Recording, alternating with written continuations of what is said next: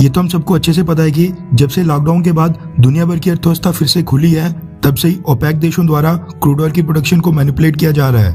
Crude oil की demand high होने के बावजूद प्रोडक्शन में लगातार कमी की जा रही है ताकि प्राइसेस आसमान छूते रहें। अमेरिका, जापान, भारत और कई सारे देशों के आग्रह के बावजूद ओपेक देश अपनी हरकतों से बाज बिल्कुल नहीं आ रहे हैं, जिसके बाद लास्ट ईयर भारत ने फैसला किया था कि हम अपने क्रूड ऑयल के सोर्सेज को डाइवर्सिफाई करेंगे और ओपेक देशों से परचेज किए जाने वाले क्रूड ऑयल में भारी कटौती करेंगे। भारत ने पिछले एक साल में ओपेक देशों से क्रूड ऑयल परचेज करने में कितनी कटौती की, इसको लेकर भी अब आंकड़े सामने निकल कर आ गए हैं, जो वाकई में हैरान कर देने वाले हैं।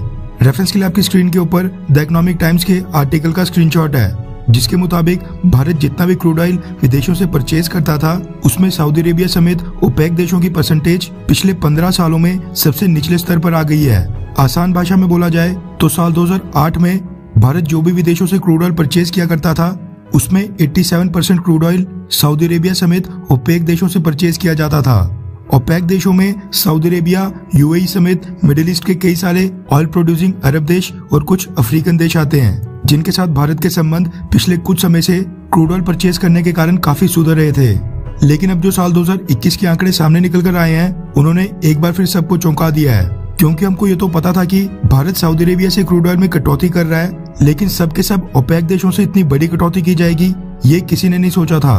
द इकोनॉमिक टाइम्स की रिपोर्ट के मुताबिक साल 2021 में भारत ने अपनी जरूरत का टोटल जितना भी क्रूड ऑयल विदेशों से परचेज किया था, उसमें ओपेक देशों से खरीदे गए क्रूड ऑयल की मात्रा अब 87% से नीचे गिरकर केवल 70% तक रह गई है, यानी टोटल 17% की भारी गिरावट आ गई है। ऐसा नहीं है कि अब हमने क्रूड ऑयल परचेज करना कम कर दिया है, बल्कि साल 2021 में भारत के क्रूड ऑयल इंपोर्ट्स रिबाउंड होकर 4.2 मिलियन बैरल्स पर डे तक पहुंच गए थे, जबकि दिसंबर महीने की बात करें तो ये figure 4.7 million barrels per day तक पहुंच गया था। यानी क्रूड ऑयल की भारत की डिमांड प्री कोविड लेवल के बराबर तक आ रही है।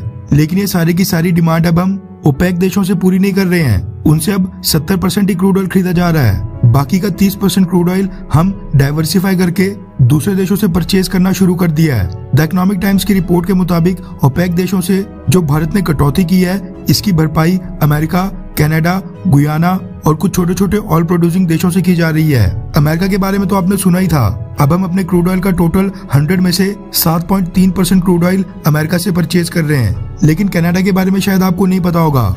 उसके बारे में आपको बता दूं कि हमने पिछले साल कनाडा से भी क्रूड ऑयल इंपोर्ट्स कई गुना ज्यादा बढ़ा दिए हैं। रिपोर्ट्स के मुताबिक हम अब अपना 100 में से 2.7% क्रूड ऑयल कनाडा से परचेज कर रहे हैं, जो कि एक साल पहले मात्र 0.7% था। ये जो 2.7% क्रूड ऑयल कनाडा से परचेज किया जा रहा है, ये भी कई बिलियन डॉलर वर्थ का क्रूड ऑयल है, जो सारे का सारा कनाडा को जा रहा है। और क्या पता आगे ये आंकड़ा और भी ज्यादा बढ़े और फ्यूचर में कनाडा की तरफ से भारत के लिए सॉफ्ट स्टैंड देखने को मिले। गौर करने वाली बात यहाँ पर यह भी है कि ईरान और वेनेजुएला के क्रूड ऑयल के ऊपर अमेरिका ने अभी भी सैंक्शंस थोप के रखे हैं। अगर अमेरिका उनको भी हटा देता है तो ओपेक देशों के क्रूड ऑयल का शेयर 70% से भी नीचे गिरकर 50 से भी नीचे आ सकता है और इंटरनेशनल मार्केट में जो क्रूड ऑयल के दाम आसमान छू रहे हैं, वो भी नीचे गिर जाएंगे। खैर, आपको क्या लगता है कि अरब देशों से क्रूड ऑयल परचेज करने में कटौती करना क्या भारतीय सरकार का सही कदम है, हाँ या फिर नहीं? नीचे कमेंट करके अपनी राय जरूर बताएं।